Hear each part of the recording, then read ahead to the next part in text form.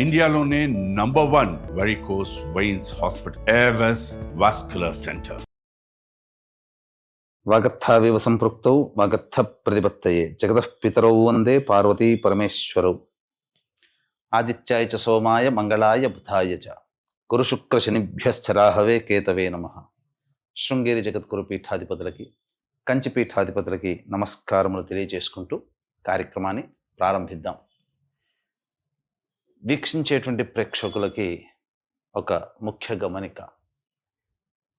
అనేక మంది తమ యొక్క ప్రశ్నలని కామెంట్స్ రూపంలో తెలియజేశారు.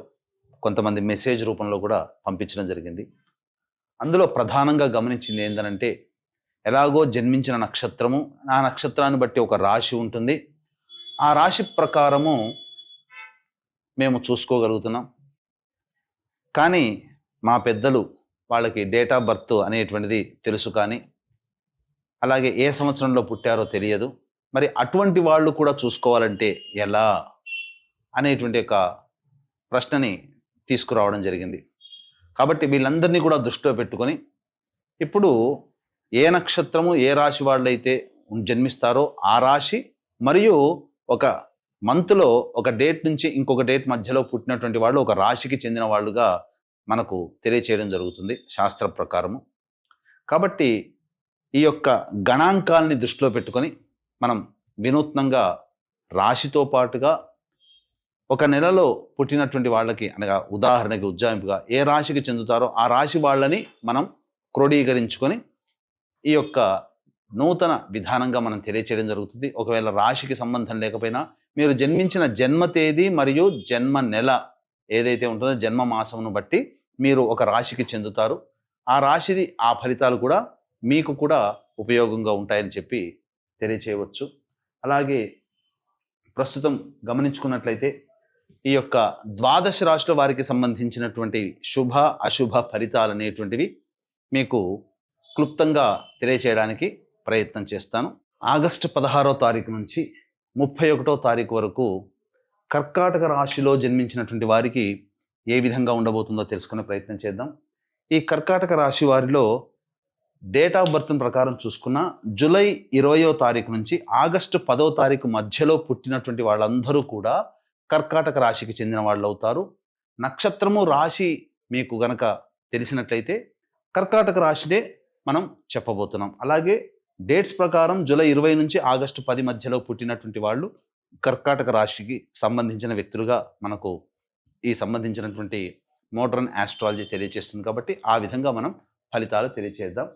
ఇక చూసినట్లయితే ప్రధానంగా గురుగ్రహ ప్రభావము వలన సంపూర్ణమైనటువంటి యోగం కలగబోతుంది. ఎలాంటి యోగం కలగబోతుంది అంటే, ఖర్చులు ఉంటాయి కానీ సద్వ్యయము అవుతుంది. ఇది గుర్తుపెట్టుకోండి. ఏదైనా ఒక చారిటీకి మీరు ధనాన్ని డొనేట్ చేయడము, లేకపోతే దైవ కార్యక్రమంలో పాల్గొనడము, ఇంకా లేకపోతే ఎవరికైనా దానాది కార్యక్రమాలు, విద్యాదానానికి కావచ్చు, ఇంకేదైనా కానీ దానాది కార్యక్రమాలు మీరు చేయడం జరుగుతుంది. ఇక 12వ ఇంట ఉన్నటువంటి శుక్రుడు ప్రధానంగా వ్యయస్థానంలో సంచారం చేస్తున్నటువంటి శుక్రగ్రహ ప్రభావము మీకు 20వ తారీఖు వరకు కొంత ఆందోళన కలిగించేటువంటి విషయం. ముఖ్యంగా వివాహం అయితే వివాహ దాంపత్య సంబంధాల పట్ల, లేదా ఎవరితోనైనా కానీ స్త్రీలతో వాగ్వివాదాలు జరిగే అవకాశం, ఫ్రెండ్షిప్ రిలేషన్ దెబ్బతినే అవకాశం గోచరమవుతుంది. 21వ తారీఖు నుంచి శుక్రుడు యోగకరుడుగా మారుతాడు. సమస్యలు ఉన్నప్పటికీ కూడా ఆ సమస్యల్ని పరిష్కరించుకోగలుగుతారని చెప్పవచ్చు. ఇక రాశిలోనే బుధగ్రహ సంచార ప్రభావం అనేటువంటిది జరుగుతున్నటువంటి కారణం చేత కాస్త బద్ధకం అనేటువంటిది ఉంటుంది. ఏ పని చేయాలన్నా తర్వాత చూద్దాంలే, తర్వాత చేద్దాంలే అనుకోవడం కానీ, లేకపోతే అనుకున్నటువంటి పనులు కాస్త వాయిదా పడడం కానీ బుధగ్రహ ప్రభావం కలుగుతుంది. ఇక రవి కేతుల యొక్క ప్రభావము ధనాభావము కుటుంబ భావంలో ఉండడం కాబట్టి ప్రధానంగా ఈ మధ్య మీ మీద డామినేట్ చేసేటువంటి అవకాశం మీ కుటుంబ సభ్యులకి కలుగుతుంది. కుటుంబ సభ్యులతో వాగ్వివాదాలు కలుగుతాయి. అయితే ధనపరమైనటువంటి సమస్యలన్నీ కూడాను పరిష్కరించుకోగలుగుతారు. ప్రభుత్వపరమైనటువంటి సహాయ సహకారాలు ఈ రాశిలో జన్మించినటువంటి వారికి అందుతాయని చెప్పవచ్చు. ఇక కర్కాటక రాశి వారికి కుజగ్రహ ప్రభావం చాలా యోగించేటువంటి అవకాశం ఉంటుంది.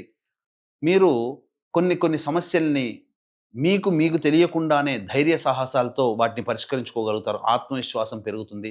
నూతన వ్యక్తులు పరిచయం అవుతారు. సోదర సోదరీమణుల యొక్క సమస్యలు కానీ, వాళ్ళ యొక్క సహాయ సహకారాలు కానీ పొందడం, తద్వారా అన్నీ కూడాను మంచిగా లాభసాటిగా ఉంటుంది. అన్ని విధాలుగా యోగకరంగా ఉంటుందని చెప్పవచ్చు.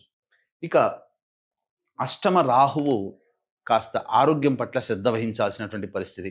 అలాగే శని ప్రభావం కూడా, మీకు శని భాగ్యస్థానంలో ఉన్నప్పటికీ కూడా వక్రీకరించినటువంటి కారణం చేత అష్టమ శని దోష ప్రభావాన్ని కూడా ఈ కర్కాటక రాశి వారు ఎదుర్కొంటారు.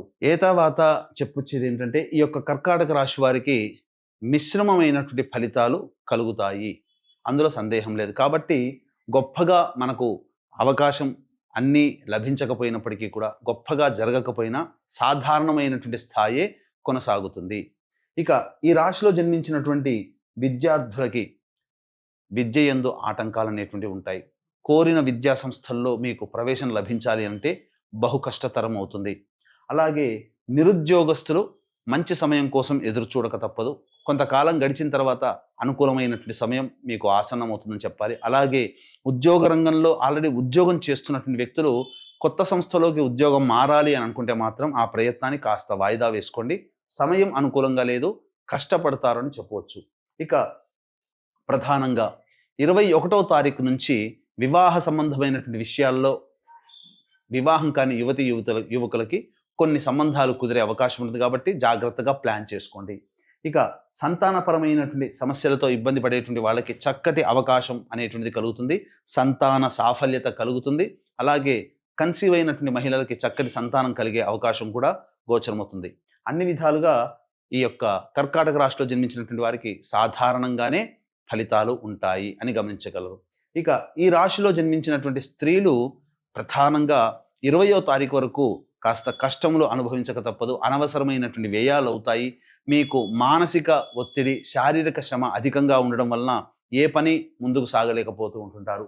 అలాగే కొన్ని చోట్ల అవమానాలు ఎదుర్కోవాల్సి వస్తుంది. మీ యొక్క సర్వీస్ని వాడుకోవడం తప్ప మీకు ఉపయోగపడే విధంగా, లేదా మీకు ఏదైనా కానీ సహాయ సహకారాలు తిరిగి చేయడం అనేటువంటిది జరగదు. కాబట్టి మీ యొక్క సర్వీస్ని అందించేటప్పుడు 1-2 సార్లు ఆలోచించుకునే ప్రయత్నం చేయండి. వాగ్దాన రూపంలో ఎవరికి కూడాను అప్పుగా ఇవ్వకండి. వాగ్దాన రూపంలో సంతకాలు పెట్టకండి.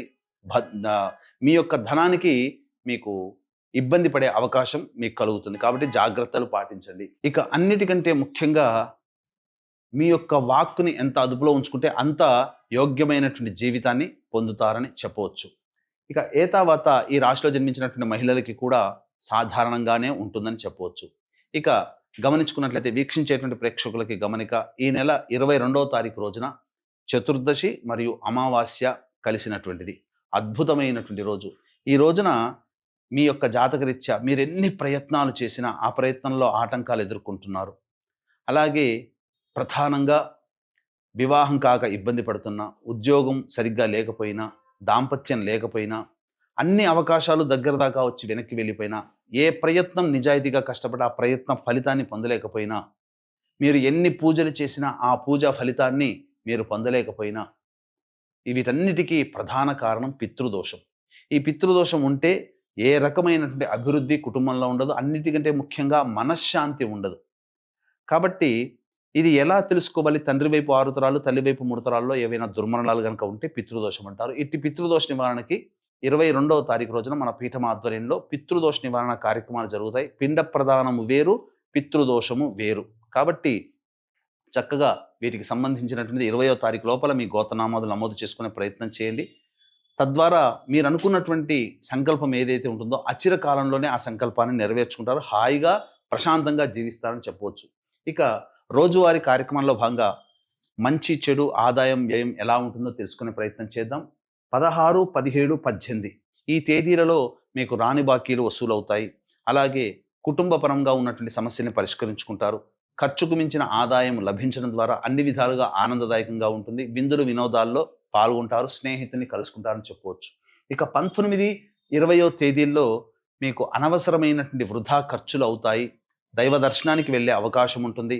మీకు సంబంధించినటువంటి మీ హోదాని పెంచే విధంగా దుస్తులు కానీ ఆభరణాలు కానీ కొనుగోలు చేసే అవకాశం గోచరమవుతుంది. ఖర్చులు అధికంగా ఉంటాయి కాబట్టి జాగ్రత్తలు పాటించండి. ప్రశాంతమైన జీవితం ఉండదు.